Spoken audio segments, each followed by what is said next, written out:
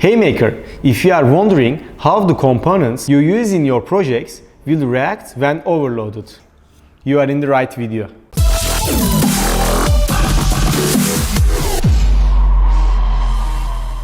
Hi, I am Burak. In this video, we will examine the electronic components that makers use in their projects or that we frequently see in electronic devices, exposing them to the much more current and voltage than specified in the datasheet, and what kind of reaction they give. Before moving on the video, I would like to state that this video is for experimental purpose and is tested under safe conditions and should never be tested expected in safe condition. First of all, what is a component? We call circuit parts such as resistor, capacitor, button, fuse and etc. As we create our circuit thanks to these components, we can also call them the main part of circuit. We will use 18 different components in this video. The count in order: LiPo battery, capacitor, voltage regulator, potentiometer, diode, LED, Arduino, speaker, integrated, MOSFET, 7-segment, lentil capacitor, resistor, relay, polyester capacitor, crystal and DC motor. I will be writing the feature of all of them on the screen without giving energy throughout them. Now that we have learned all the necessary information, we can move on to the most serious part. As the power supply, we will use the laboratory type power supply, 30 volt and 5 ampere maximum output.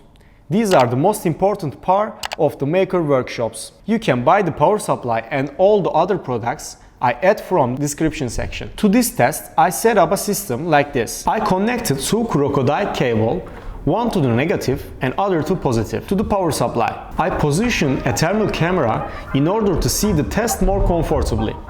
Now that we have taken all security measures, we can start the test. We start with resistance.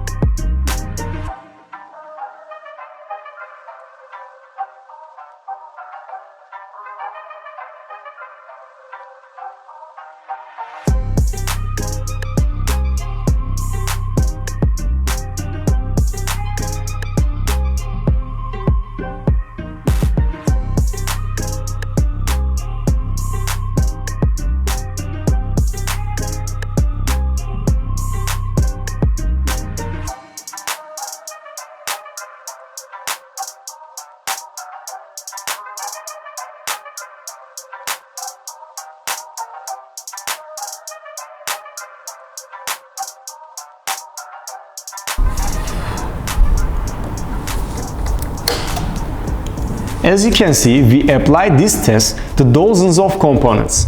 Here and only a few of them survived. This shows us that applying more voltage than the values writing on the components or the values specified in datasheets can cause a very dangerous result. That's why I suggest you pay extra attention to these kinds of issue while working in your workshop. So we have come to the end of our video. I hope it was a useful video. You can find all the products I use in the description section. Don't forget like us and subscribe to our channel. Take good care of yourself until you meeting a new video.